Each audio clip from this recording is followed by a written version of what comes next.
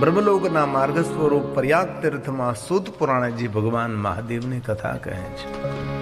ભગવાન મહર્ષિ વેદવ્યાસજીના સત શિષ્ય સૂત પુરાણે કહે છે, એ મહાત્માઓ, નારદજી ભગવાન મહાદેવના ગણોને શ્રાપ આપ્યો છે અને શ્રાપ આપવાના કારણે તેનું પુણ્ય ક્ષય પામ્યું છે. આપણે કોઈને શ્રાપ આપીએ તો આપણા પુણ્યો નાશ પામે. તેથી ભૂલથી પણ કોઈને શ્રાપ આપવો નહીં. ભલે થોડું દુઃખ સહન કરી લેવાનું, થોડું અપમાન સહન કરી લેવાનું, થોડા 5 ડગલા પાછળ હટી જવાનું, પણ કોઈ દિવસ કોઈને શ્રાપ આપવાનો નહીં. જ્યારે આપણે કોઈને શ્રાપ આપીએ છીએ ત્યારે એમનું તો અહિત થાય કે ન થાય, પણ આપણું ખરાબ થવાની શરૂઆત થઈ જાય છે. તેથી કોઈના પ્રત્યે ખરાબ વિચાર કરવો એ પણ દુર્જનતા કહેવાય છે. કોઈની ખરાબ વાત કરવી એ પણ દુર્જનતા કહેવાય છે. સૌના માટે સારું બોલીએ, શત્રુઓ માટે પણ શુભ ભાવ પ્રગટ કરીએ. મારા જે શત્રુઓ છે તેને પણ ભગવાન તો સારી બુદ્ધિ આપજે, તેને સદબુદ્ધિ આપજે. નારદજીએ ભગવાન વિષ્ણુજીનો અનાદર કર્યો, તેથી નારદને સંતાપ મળ્યો છે. બીજાનો અનાદર કરવાથી કોઈ દી જીવનમાં આનંદ ન મળે. જેટલો સૌનો આદર કરો એટલું જીવન આપણું આનંદિત અને પ્રસન્ન રહે છે અને સૌને આદર ગમે છે. બાળકોનો પણ કોઈ દી અનાદર ન કરો, બાળકોનું પણ કોઈ દિવસ અપમાન ન કરો. બાળકોનું અપમાન કરવાથી, વયોવૃદ્ધ વ્યક્તિનું અપમાન કરવાથી, સજ્જનોનું અપમાન કરવાથી, આપણા વયોવૃદ્ધ દાદા દાદીનું અપમાન કરવાથી, માતા પિતાનું અપમાન કરવાથી, સાધુ બ્રાહ્મણોનું, શાસ્ત્રનું અપમાન કરવાથી માણસની કીર્તિમાં હાનિ પહોંચે, તેની કીર્તિ અપકીર્તિ બને. તેથી કોઈ દિવસ કોઈનું અપમાન ન કરવું, કોઈ દિવસ કોઈનો અનાદર ન કરવો. નારદે આવું બધું કર્યું છે તો નારદને સંતાપ મળ્યો છે. બીજાનું સન્માન કરવામાં શાંતિ મળે છે, બીજાનો આદર કરવામાં આનંદ મળે છે. તેથી નારદજી હવે હાથ જોડીને ભગવાન વિષ્ણુજીને કહે છે કે ભગવાન વિષ્ણુ, મારું કલ્યાણ થાય એવું મને કોઈ માર્ગદર્શન કરો. મારું ચિત્ત ચિંતિત બન્યું છે, હવે હું શું કરું? ભગવાન વિષ્ણુજીએ કહ્યું છે કે નારદજી, જ્યારે કોઈને આપણે શ્રાપ આપીએ ત્યારે આપણો પુણ્યનો ક્ષય થાય. આપણા પુણ્યો બધા જતા રહે છે. કેટલી મહા મહેનતે પુણ્ય એકત્ર કર્યા હોય ને કોઈને શ્રાપ આપીએ, આપણું પુણ્ય જતું રહે છે. હે નારદજી, હવે તમને હું ભગવાન શિવ ભક્તિનું માર્ગદર્શન આપું છું, આદર થકી તમે સાંભળો. ભગવાન વિષ્ણુજી નારદજીને શિવ ભક્તિનું માર્ગદર્શન આપે છે કે નારદજી, તમે તમારા ભાલમાં ભસ્મનું ત્રિપુંડ કરી દો, તમને તમારા મનની શાંતિ મળશે. અને પછી નારદજી, તમે ઓમ નમઃ શિવાય મંત્રનો જાપ કરજો, તમને ફરી પુણ્યની પ્રાપ્તિ થશે. તમે રુદ્રાક્ષને ધારણ કરજો એટલે તમને સારું લાગશે. ભગવાન વિષ્ણુજીએ નારદજીને 3 માર્ગો દેખાડ્યા છે. ભાલમાં ભસ્મનું ત્રિપુંડ કરવું, ભગવાન શિવજીના નામનો જાપ કરવો અને રુદ્રાક્ષને ધારણ કરવો. તાપત્રય હરમ, આ 3 વસ્તુ અંગ ઉપર ધારણ કરવાથી આધિ વ્યાધિ ઉપાધિમાંથી માણસ મુક્ત રહે છે. એ 24 કલાક રુદ્રાક્ષ પહેરવું, બને એટલું ભગવાનનું ભજન કરવું. ભાલમાં ભલે ભસ્મનું ત્રિપુંડ ન કરી શકે, પણ ભસ્મની બિંદી તો જરૂર કરવી જોઈએ. આપણી સનાતની પરંપરા છે, આપણા પૂર્વજોની પરંપરા છે, આપણા ઋષિ મુનિઓની પરંપરા છે. ભાલમાં ચાંદલો કરવાથી શરમ શાની હોય? સવારમાં પ્રભુના નામનો ચાંદલો કરવાનો છે. પ્રભુ આપણી રક્ષા કરે છે, ભગવાન આપણી રક્ષા કરે છે. ભગવાન વિષ્ણુ કહે છે કે હે નારદ, જેના ભાલમાં ભસ્મની બિંદી હોય, જેના મુખમાં શિવજીનું નામ હોય ને જેના કંઠમાં રુદ્રાક્ષ હોય, એવા માણસોનું દર્શન કરવાથી પ્રયાગ તીર્થની યાત્રાનું ફળ મળે. જ્યાં ગંગા, યમુના और માતા સરસ્વતી બિરાજે છે, એવી પ્રયાગની યાત્રાનું ફળ આ 3 વસ્તુ જેના અંગ પર ધારણ કરેલી હોય છે. એ મનુષ્ય પોતાની આધિ વ્યાધિ ઉપાધિમાં તો મુક્ત રહે છે, પરંતુ એ મનુષ્ય દર્શન છે, ત્રિવેણી સદર્શન. આવા મનુષ્યોનું દર્શન કરવાથી ત્રિવેણીની યાત્રા કરવાનું ફળ પ્રાપ્ત થાય. ત્રિવેણી એટલે પ્રયાગરાજ, જે તીર્થોનો રાજા છે. આ બધે લગભગ સવે પ્રયાગ તીર્થની યાત્રા કરે છે. જ્યાં મહાકુંભનું આયોજન થાય છે, એ પ્રયાગ તીર્થની એનો કેટલો મહિમા છે. શિવનામ યથા ગંગા, ભગવાન શિવનું નામ સાક્ષાત ગંગા છે. વિભૂતિ યમુના મતા, વિભૂતિ સાક્ષાત યમુના મહારાણી છે. વિધિનામ પ્રોક્તા, આ ભગવાન બોલ્યા છે. બહુ સારું કામ કર્યું તમે. મને એમ થતું હતું કે આ બધા દૂર શા માટે બહેતા હશે, એટલા બધા દૂર. મેં કીધું નજીક આવો કે તમે દૂર બેસો, તમારી પાસે 500 પાઉન્ડ તો લેવાના જ છે. કારણ કે આપણે શું ભેગા થયા છીએ મંદિર માટે, એટલે દૂર બેસો કે નજીક બેસો. હા રમેશભાઈ, એક મિનિટ, આ ખુરશી ખખડે છે બહુ. હા હા, જે દૂર બેસે એની પાસેથી 1000 પાઉન્ડ. કારણ કે આપણો સમાજ છે ને આપણે ભેગા થઈને કરવાનો છે. આ તો બહુ સારું કહેવાય. આ મિસ્ત્રી આહિર આપણી સાથે જોડાય છે, નકર આપણા સમાજ જ બધા ભેગું કરવું પડે આપણે. જો આજે મહાપ્રસાદમાં આહિર સમાજ છે, હું તમને કહું આપણી કથાના મુખ્ય જજમાન મિસ્ત્રી છે. હું તમને કહું એટલા ભાગશાળી કહેવાય છે. કથા તો આપણે આયોજન કર્યું છે અને જજમાન મિસ્ત્રી છે અને આપણા માટે છે. અને દાન કરેલું કોઈ જતું નથી. ભગવાન આપણને 10 ગણું આપે છે. ભગવાન આપણી સાથે જોડાયેલો છે. એ તો થોડુંક 1 ડગલું હાલીશ તો હું તારી સામે 10 ડગલા હાલીશ. આવું ભગવાન આપણને વચન આપેલું છે. તો ભાલમાં ભસ્મની બિંદી કરવી, ઓમ નમઃ શિવાય મંત્રનો જાપ કરવો અને રુદ્રાક્ષને ધારણ કરવો, એનો મહિમા કેટલો છે. તો કે આ મનુષ્ય રોજ રોજ ત્રિવેણીની યાત્રાનું ફળ મળે છે. શિવનામ યથા ગંગા, શિવનામ યથા ગંગા. શિવજીનું નામ સાક્ષાત ગંગા છે. અને વિભૂતિ વિભૂતિ યમુના. વિભૂતિ સાક્ષાત યમુના મહારાણી છે. અને રુદ્રાક્ષ રુદ્રાક્ષ વિધિના પ્રોક્તા. સર્વ પાપ વિનાશિની. સર્વ પાપ વિનાશિની. એ મનુષ્ય જીવનના દરેક પાપોમાંથી મુક્ત રહે છે. તેથી ભગવાન વિષ્ણુજીએ નારદજીને સંતાપમાંથી છૂટવા માટે ભગવાન શિવજીની ભક્તિ આપે છે. અને હવે ભગવાન વિષ્ણુએ કહ્યું છે કે નારદજી, મહાદેવની કથા તમે સાંભળો તો ગયેલું પુણ્ય ફરી તમને પાછું પ્રાપ્ત થાય. અને શંકર ભગવાનની કથા સાંભળવાથી જે પુણ્ય મળે છે એ પુણ્યનો કોઈ દી નાશ ન થાય. ભાવથી, કુભાવથી, આળસથી જે રીતે સાંભળે તેનું કલ્યાણ થાય. તમે બેઠા બેઠા ભાવથી સાંભળો તો પણ કથા કલ્યાણ કરે છે. કુભાવથી સાંભળો તો પણ કથા કલ્યાણ કરે. તમે ઝોલા ખાતા ખાતા સાંભળો તો કથા તો ભગવાનનું કલ્યાણ, આપણું કલ્યાણ જ કરે છે. અને ભગવાનને વચન આપેલું છે, ભાવ કુભાવ અલગ રામચરિત માનસ. ભાવથી કુભાવથી કોઈ પણ રીતે જે ભગવાનની કથા સાંભળે છે તેનું સર્વ રીતે કલ્યાણ થાય. આવું ભગવાને વચન આપેલું છે. ભાવ કુભાવ અલખ આલસ. ભાવ કુભાવ અલખ આલસ. નામ જપત મંગલ દિશી દશ. નામ જપત મંગલ દિશી દશ. જે પરમાત્માનું ભજન કરે છે તેનો 10 દિશા મંગલ કરે છે. 4 દિશા, 4 ખૂણા, આકાશ અને પાતાળ. દિશા કેટલી થઈ? 10. હવે 10 દિશા જેનું મંગલ કરે તેનું ભલા અમંગળ કોણ કરી શકે છે? તેથી ખૂબ ભગવાનનું ભજન કરો.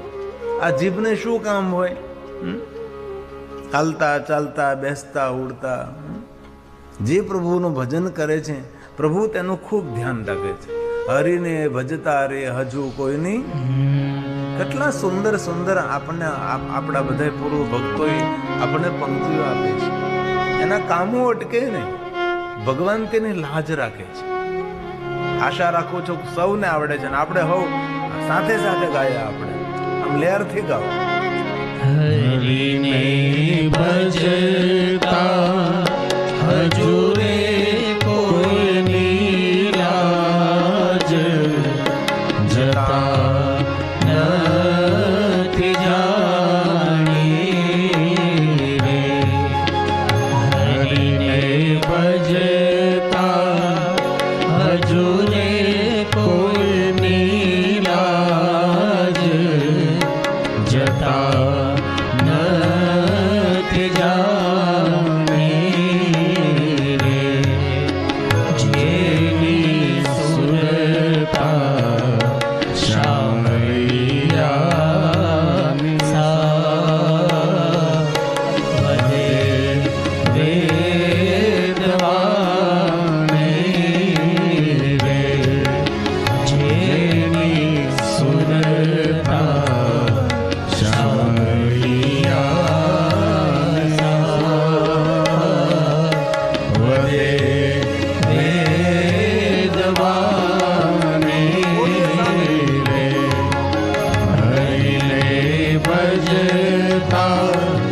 હજુરે કોઈ મિલાજ જતા નથી જાણી રે.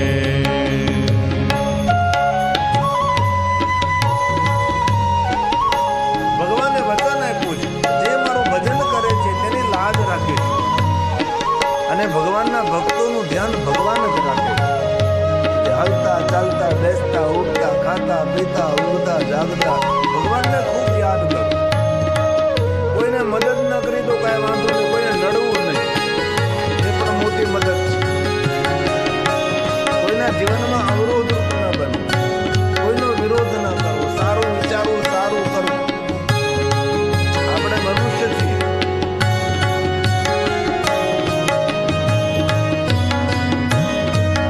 સુંદર ભજન છે. વાલી ઉગાર્યો પ્રહલાદ હિરણાકંશ માર્યો રે.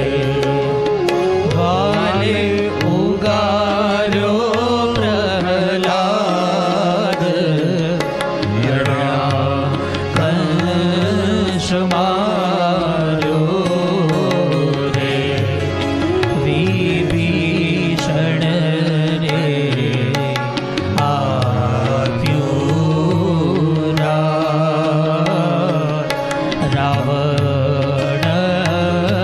સંહાર્યો રે. વિભીષણ રે આપ્યું રાવણ સંહાર્યો રે. હરિને ભજતા હજુરે કોઈ મિલાજ જતા નથી જાણી રે. હરિને ભજતા હજુરે કોઈ મિલાજ જતા નથી જાણી રે. ભગવાન વિષ્ણુજી નારદજીને કહે છે, નારદજી તમે મહાદેવજીની કથા સાંભળો. નારદજી હાથ જોડીને ભગવાન વિષ્ણુજીને કહ્યું કે ભગવાન શ્રી હરિ, મને મહાદેવની કથા કોણ સંભળાવે? ત્યારે ભગવાન વિષ્ણુજી નારદજીને કહે છે કે નારદજી, મહાદેવની કથા સાંભળવા માટે તમારા પિતા બ્રહ્માજીની પાસે જાઓ, બ્રહ્મલોકમાં જાઓ, સ્વયં બ્રહ્માજીને વિનંતી કરજો, તમને મહાદેવજીની કથા કહેશે. અને નારદજી ભગવાન વિષ્ણુને પ્રણામ કરી બ્રહ્મલોકમાં આવે છે, અને પિતા બ્રહ્માજી સુંદર ઊંચા આસન પર બેઠા છે. જયના નારદજી પ્રણામ કરે છે બ્રહ્માજીને, સાષ્ટાંગ પ્રણામ કરે છે. નારદજી પોતાના પિતાજીને દંડવત પ્રણામ કરે છે, અને દંડવત પ્રણામ કર્યા પછી પિતાજીની સુંદર પરિક્રમા કરે છે. કેટલો સુંદર વ્યવહાર કર્યો છે, કેટલો સુંદર શિષ્ટાચાર છે. આચારહીન પુરુષ લોકે ભવતી નિંદિતા. જે માણસોને જીવતા નથી આવડતું તેની સમાજમાં નિંદા થાય છે. આપણે નિંદા કરવાનો કોઈની પાસે સમય નથી, પણ આપણને જ્યારે જીવતા ન આવડે ને ત્યારે લોકોને નિંદા કરવા માટે આપણે અવસર આપતા હોય છે. આપણે જ આપણા વ્યવહારમાં વાણીમાં ભૂલ ન કરીએ તો આપણે કોણ નિંદા કરે ભાઈ? આપણે વાણી વ્યવહારમાં ભૂલ કરતા હોય ત્યારે આ લોકોને આપણે નિંદા કરવાનો અવસર આપતા હોય છે. કેટલો સુંદર પિતા સાથે વ્યવહાર કર્યો છે. આપણામાંથી કોઈને પૂછ્યું જુઓ, તમે કોઈ દી તમારા બાપાને પરિક્રમા કરી? તેમ કે પરિક્રમાને ક્યાં વાત કરો, કોઈ દી પાણી નથી પાયું. પરિક્રમા કરવાની તો વાત એક બાજુ રહી છે. વડીલોની સેવા કરવાથી ધનની વૃદ્ધિ થાય. વડીલોની સેવા કરવાથી આરોગ્ય મળે છે. આપણા ઘરમાં વયોવૃદ્ધ દાદા દાદી હોય, બા બાપા જે હોય, તેમની સેવા કરીએ તો આપણી આયુ પણ વધે અને આપણું આરોગ્ય પણ વધે છે. મંદિરમાં બેઠેલા ભગવાન આપણને આશીર્વાદ આપે કે ના આવે એને આપણને ખબર નથી, પણ આપણા ઘરના વડીલોની આપણે સેવા કરીએ તો એ લોકો મોઢો આપણને આશીર્વાદ આપે અને એટલા રાજી થાય. ખાલી પગે લાગો છે દાદા દાદી રાજી થાય. અભિવાદન શીલસ્ય નિત્યમ વૃદ્ધોપસેવિનઃ ચત્વારી તસ્ય વર્ધન્તે આયુર્વિદ્યા યશો બલમ. આયુ, વિદ્યા, યશ વડીલોની સેવા કરવાથી પ્રાપ્ત થાય છે. માણસ ઘણું બધું કરે પણ ઘણું બધું ભૂલી પણ જાય છે. આજે પિતાજી સાથે નારદે કેટલો સુંદર વ્યવહાર કર્યો છે. આપણા ઘરમાં આપણા જીવિત પિતા હોય તો આપણા જેવા કોણ ભાગ્યશાળી? જીવિત માતા પિતા હોવા એ મોટું ભાગ્ય છે. અને વયોવૃદ્ધ માતા પિતા કેટલા તેના મહેમાન ભાઈ. હવે તેની ઉંમર થઈ ગઈ છે, હવે 20 વર્ષ કે 25 કે 30 વર્ષમાં એ આ દુનિયા છોડીને જતા રહેશે. પછી આ દુનિયામાં કોઈ જગ્યાએ માતા પિતા જોવા નહીં મળે, કોઈ જગ્યાએ તેનો અવાજ સાંભળવા નહીં મળે આપણને. આખું હિમાલય પહાડ ખોલી નાખશો ને તો ગયેલા મા બાપ આપણને ફરીવાર જોવા નહીં મળે. તેથી ઘરના વડીલો જો જીવિત હોય તો એને ખૂબ આદર કરો, ખૂબ સેવા કરો. ભલે તમે દૂર રહેતા તો રોજ એક ફોન તો કરો કે બાપુજી મજામાં છો ને તમે? બા કેમ છે, બધું બરાબર છે? મા બાપ કેટલા રાજી થાય, મા બાપના આશીર્વાદ કેટલા મળે. લોકો ભૂલી જાય છે. હળાહળ કળિયુગની અંદર લોકો મા બાપની સેવા કરવાનું ભૂલી ગયા છે, મા બાપને રાજ્ય રાખવાનું ભૂલી ગયા છે. નારદે સુંદર પિતા બ્રહ્મા સાથે વ્યવહાર કર્યો છે, કારણ કે નારદજીના પિતા છે બ્રહ્માજી, પરિક્રમા કરે છે. આપણે કોઈ દિવસ આપણા બાપાની પરિક્રમા કરી નથી કરી. ગણેશે પોતાના મા બાપની પરિક્રમા કરી, દક્ષ મહારાજે પોતાના પિતાની પરિક્રમા કરી છે. ક્યારેક અવસર મળે તો વયોવૃદ્ધ મા બાપની પરિક્રમા કરવી જોઈએ. અમારે ચેન્નાઈમાં એક પરિવાર છે, એ રોજ એના માતા પિતાની આરતી ઉતારતા. હવે તો પિતાજી જતા રહ્યા, મા છે, પણ પિતાજી જયારે જતા રહે ત્યાં સુધી છોકરાઓ એટલી સેવા કરે, કચકડવા પાટીદાર છે. જેમ લેવા પટેલ પાટીદાર હોય એમ કચકડવા પાટીદાર છે. એટલી સેવા કરે. એની અંદર ભગવાન જ તેના માતા પિતા, ઘરની અંદર બીજા કોઈ ભગવાન જ નહીં. એના ઘરમાં જ એના મા બાપ એ જ એના ભગવાન. એક વાત કહું, જે મા બાપને ભગવાન માને ને, ભગવાન એના પર ખૂબ કૃપા કરે છે. બીજા બધાના આશીર્વાદ આપેલા તો જતા રહે, પણ મા બાપના આશીર્વાદ તો અખંડ હોય છે. આજે નારદજી કેટલું સુંદર આપણને માર્ગદર્શન કર્યું. માત પિતા પરમાત્મા સાક્ષાત ભગવાન છે. મા બાપ ભૂલો ભલે બીજું બધું, મા બાપને ભૂલશો નહીં. અગણિત છે ઉપકાર એના, એ કદી વિસરશો નહીં. આપણે શું જાણીએ છીએ, અત્યારની વર્તમાનની પ્રજા આવું બધું ભૂલી રહી છે. ઘણી વાર આપણને દુઃખ થાય કે આ બધા ક્યાં જશે. ઘરના ભાઈઓ દાદા દાદીની પાસે થોડી વાર બેસીને વાતો સાંભળો ને તોય તેનો કોઠો ખાલી થાય, તો તેનું હૈયું હળવું થાય. એની વાતો તમે સાંભળો. ભલે પગ ન દબાવો તો કાંઈ વાંધો નહીં, પરિક્રમા નહીં કરો તો કાંઈ વાંધો નહીં, પ્રણામ નહીં કરો, પણ થોડી વાર બાજુમાં બેસીને થોડી થોડી મીઠી મીઠી વાતો તેને સાંભળો. કેટલા રાજી થાય, કારણ કે આપણા ભગવાન છે. માત પિતા પરમાત્મા આપણા ભગવાન છે. મિલે ન દૂજી बात जिसने की उनकी सेवा શાબાશ. उनका बेड़ा पार जिसने की उनकी सेवा उनका बेड़ा पार. જેને પોતાના મા બાપની સેવા કરી છે તેનો બેડો પાર થઈ ગયો. જેની સાથે પોતાના મા બાપના આશીર્વાદ હોય છે એનો દુનિયામાં કોઈ વાળ પણ વાંકો ન કરી શકે. આ દુનિયામાં બધું મળશે પણ મા બાપની સેવા કરવાનો અવસર પાછો નહીં મળે. તમે પ્રદેશમાં રહેતા ને તમારા મા બાપ દેશમાં રહેતા હોય તો રોજ એક ફોન કરી લેવો, હજારો કામ છોડીને સમય કાઢી અને મા બાપની સાથે વાત કરી લેવાની. અને એમની આંખો બંધ થઈ જશે ને પછી તમારી સાથે કોઈ વાત કરવા વાળું નથી. આપણને જન્મ આપ્યો, જીવન આપ્યું છે, આપણે કેટલી સેવા કરી છે, આપણું કેટલું લાલન પાલન કર્યું છે, આપણે ભૂલી જઈએ. જે આપણા માતા પિતા આપણી સેવા કરે ને એમાંથી 1/100 ભાગની આપણી સેવા મા બાપની ન કરી શકે. આટલા ઋણ આપણા પર મા બાપના છે. શરીરનું ચામડું ઉતારીને પગરખા બનાવી અને જો મા બાપને પહેરાવવામાં આવે ને તો એ ઋણમાંથી મુક્ત ન થાય. શરીરમાં જેટલું લોહી છે એટલું લોહી તેની સેવામાં ખર્ચી નાખી તો પણ મા બાપના ઋણમાંથી મુક્ત ન થઈ શકે.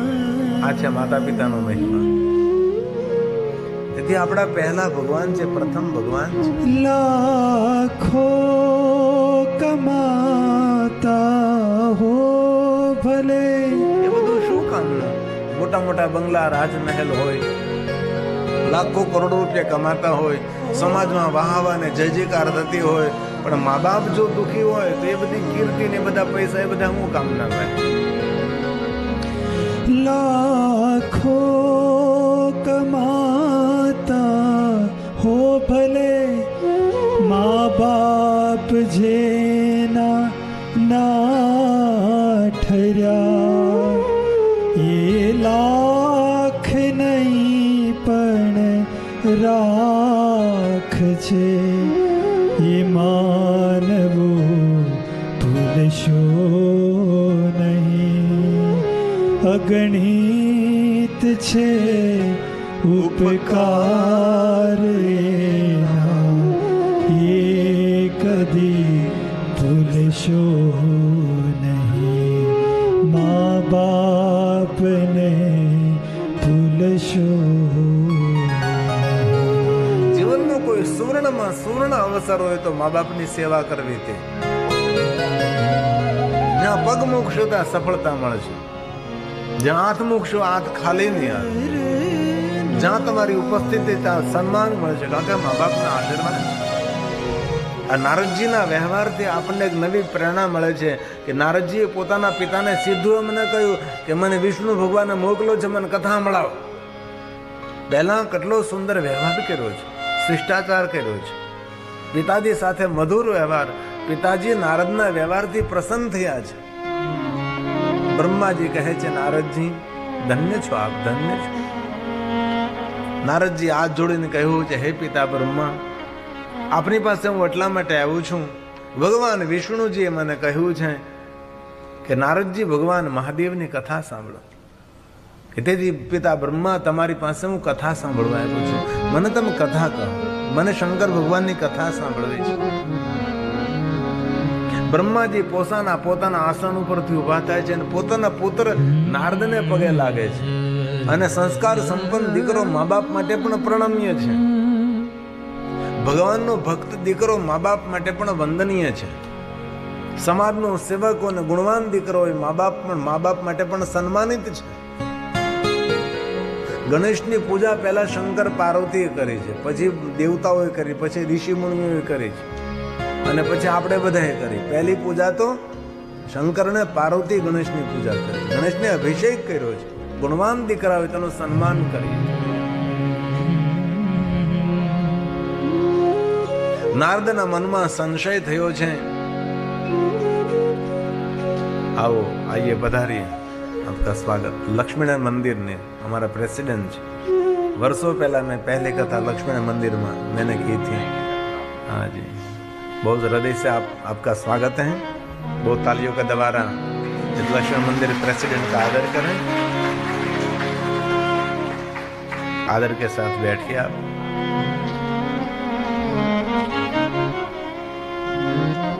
जीवन ने गंभीरताથી જીવીએ. જીવન જીવવું એ મહત્વ નથી, પણ જીવન કેટલું સુંદર જીવવું એ જીવનમાં બહુ મહત્વનું હોય છે. બીજી વાર જીવન મળે ન મળે ખબર નથી, પણ જીવન મળ્યું છે એને માણીએ, જાણીએ, સમજીએ અને ભવ પાર ઉતરીએ. આપણે જીવનનો અદ્ભુત મહિમા છે. બીજી વાર ને ત્રીજી વાર મળે નહીં મળે આપણને આમાંથી કોઈને ખબર નથી, પણ જે મળ્યું છે તેને શણગારીએ. શણગારીએ એટલે સોના ચાંદી હીરે મોતીથી શણગારવાનું નથી. શણગારીએ તો આપણે આપણા સદગુણોથી શણગારીએ. આપણે દુર્વાસા મુનિનો આશ્રમ પિંડારક તીર્થનો, જ્યાં ભગવાન કૃષ્ણજીએ રાસુ યજ્ઞ કર્યો હતો. મુક્તેશ્વર મુક્તેશ્વર મહાદેવ છે. સુંદર ભગવાનના આદિ શિવલિંગો છે અને સુંદર તીર્થ છે પિંડારક તીર્થ. ક્યારેક દ્વારકા જવાનો અવસર મળે તો દ્વારકા 35 કિલોમીટર આઘું રે એ પહેલા પિંડારક તીર્થ આવે છે. એકદમ સમંદરના કિનારે છે. દુર્વાસુને રથમાં બેસાડી રૂકમણીને ભગવાન કૃષ્ણ જે રથ ખેંચીને દ્વારકા તેની પધરામણી કરાવી હતી. તમે જોવો તો ખરા, ભગવાન દ્વારકાધીશ રૂકમણીજી રથે જૂત્યા, દુર્વાસા મુનિ રથમાં બેસાડ્યા, ભગવાન સ્વયં કૃષ્ણજી રથને ખેંચી